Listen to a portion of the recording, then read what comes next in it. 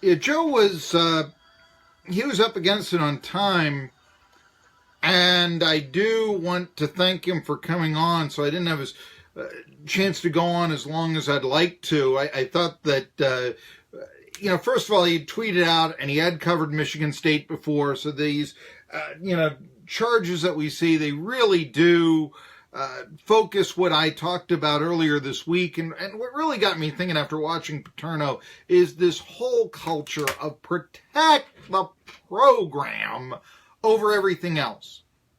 Oh, don't go to the cops even if these men raped you.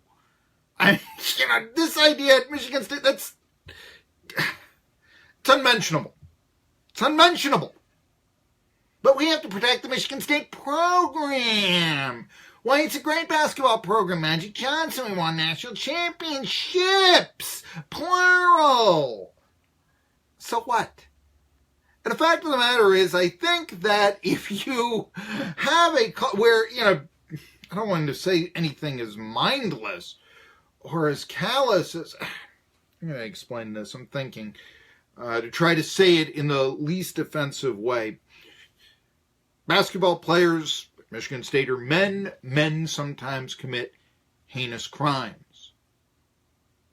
Maybe instead of trying to cover this up or, saying, maybe what you ought to be doing is saying this doesn't happen, or it doesn't happen, but this should not happen,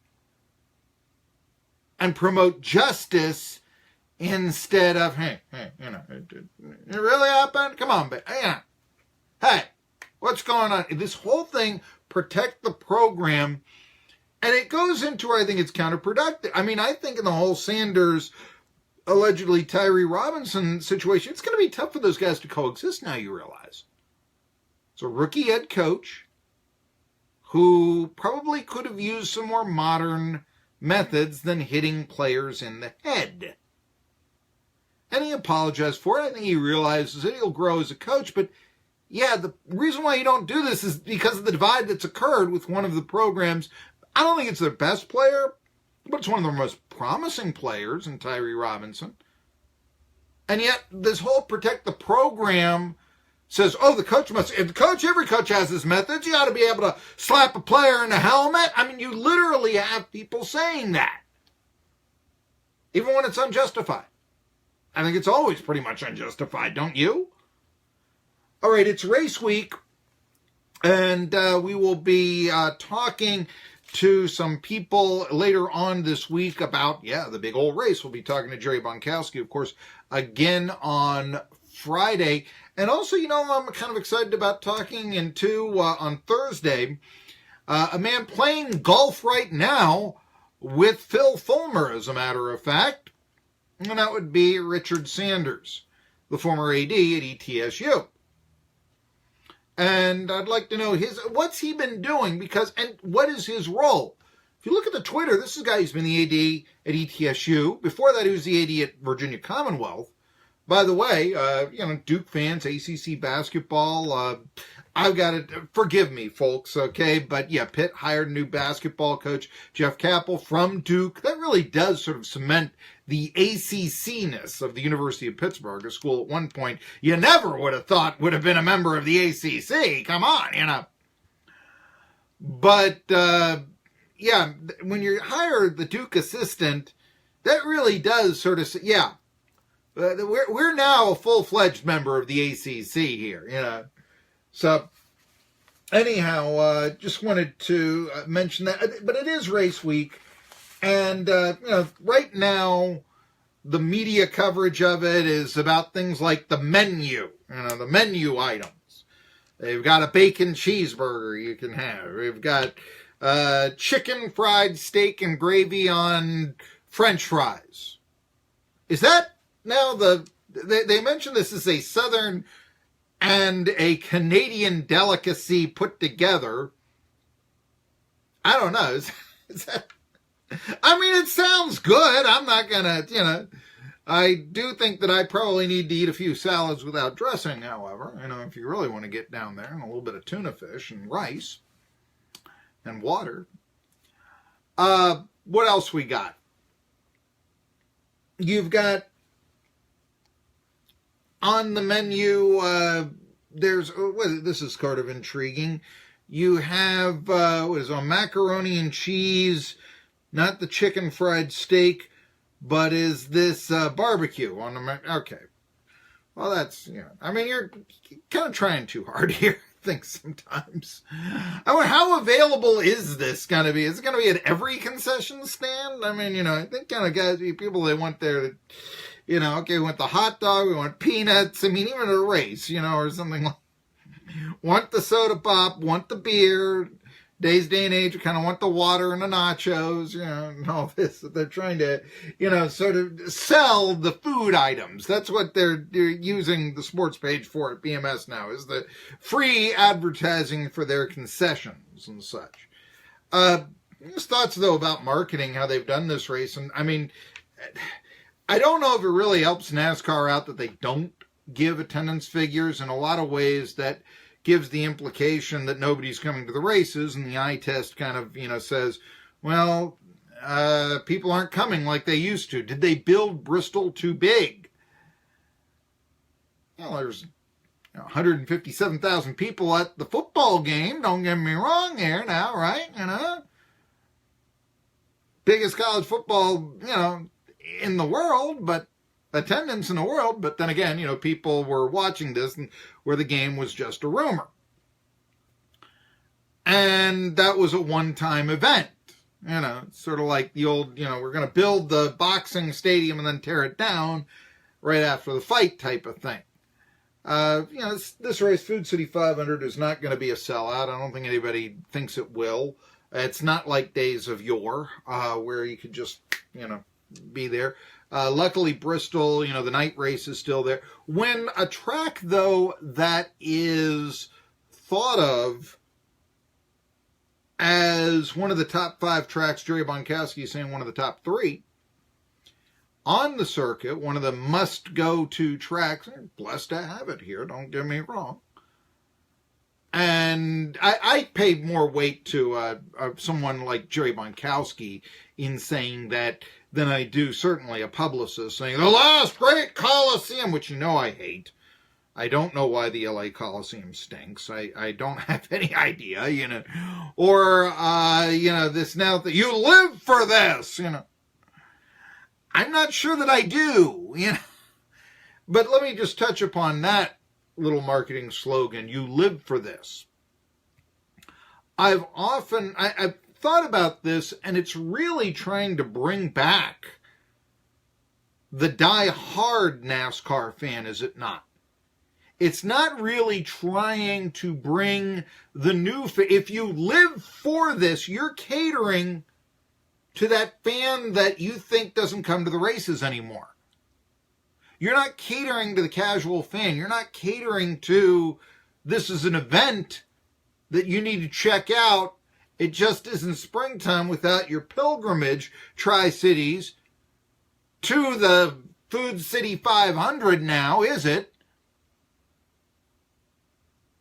Instead, they're trying to do the, you live for this. And I don't know. I'm thinking, that's not going to bring in that sports fan that's, wait, they got tickets available here? Yeah, I want to go to that then. The good seats are still available? Okay, sure. It's not getting a casual fan in. Colin Cowherd has a very interesting point, though, and I think it sounds good on the surface, but I'm not sure that it holds 100% weight. Here's what his take is. You're always going to get the die-hard fan. That's not who you're trying to reach.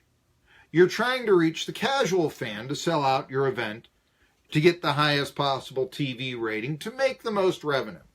Sounds pretty plain, So, in other words, you can do whatever you want to for marketing purposes. That die-hard fan will still continue. But if you you've got to embrace yourself. So, and I think NASCAR tried to do that. I remember one time watching a race. They were introducing the pit crew of a race. This is 10 years ago or so. And they introduced the pit crew to hip-hop music. You're trying to gather a new fan base, right? And I remember thinking, I thought people watched NASCAR to get away from hip-hop music. I mean, literally, yeah, no, it's a country music sport, right? You don't watch the NBA to hear Loretta Lynn on the speaker. So why are you, why is this, and the NBA doesn't really seem to think that they have the need to put Loretta Lynn on the speaker. Now, do they? NASCAR, it's like, well, aren't you, trying to ban hip-hop? That's a little bit myopic, Marky, right there. You may be saying, and a point is taken right there. But do you see where you have that, you couple that with the death of Dale Earnhardt, and there are a lot of diehard fans out there that probably said, well, this isn't the sport that I knew, and then looked at cutting the grass and finding out who won on the box score instead of what they may have used to be doing, which was watching with two fists and a rooting interest on the tube every Sunday. There are a lot of cultural changes that have gone on in NASCAR. Dare I mention, I did think for a while, they still have, this has been, I almost feel like I shouldn't be saying this, but I do think that it needs to be said, was the demonization of the rebel flag. And that used to be, standard in NASCAR. It was part of the Darlington logo for how many years? That's a bygone era, you can say that, and, people's perceptions have changed.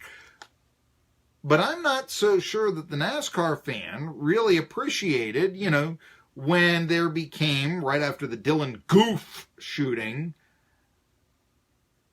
NASCAR coming out and saying, hey, why don't you trade those rebel flags for American flags for us? I don't think anybody ever took them up on that, A. B, there was a statement saying, well, you were wrong all along. And guy in his pickup truck, in the infield saying, woohoo, I'm from the South, is not a racist. I'm sorry.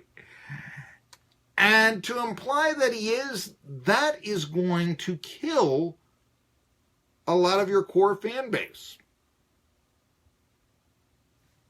It's the way it is. Now, that's a very controversial issue.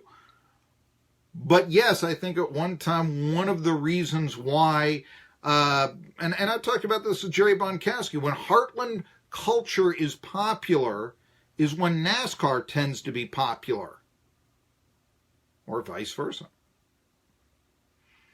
And the more you try to go away from that, and I do think NASCAR has tried to go away from that in recent years, that diehard fan base you thought was going to be that becomes less diehard. Wait a minute, there was something wrong with me all those years?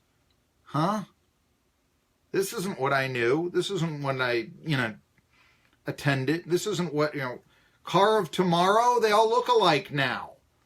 Where's the difference in styling? I think now you see NASCAR, and there is a little bit of that, I think, with, you've got the sedan with the Fusion and the Camaro pony car.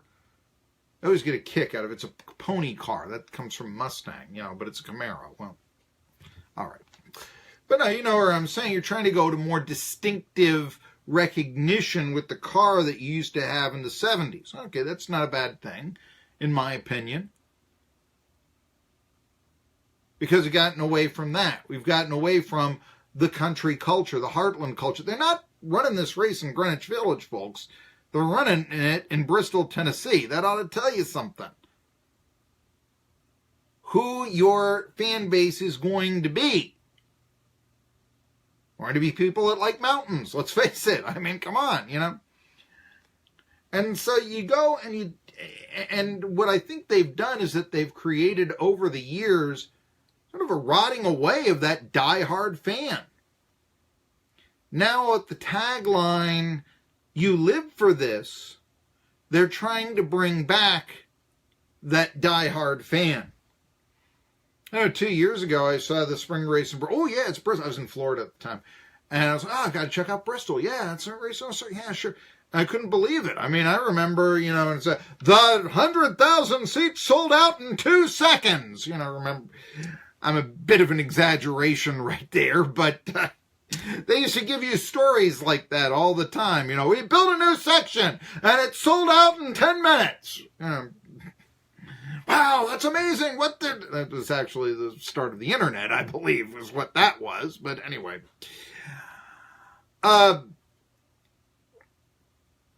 You don't have those stories anymore. You have these stories of, please come to our track. And, well, hence we see trying to restore that core fan base, "You live for this" tagline. Something to think about. Anyway, I'm Marky Billson. And when we come back, I'll have a little bit more talk on racing. Is Kyle Busch one of the all-time great drivers? Somebody who could be described as one of the all-time great drivers believes he is. And I'll tell you about that when we return on Tri-City Sports Now. Can you scratch my back?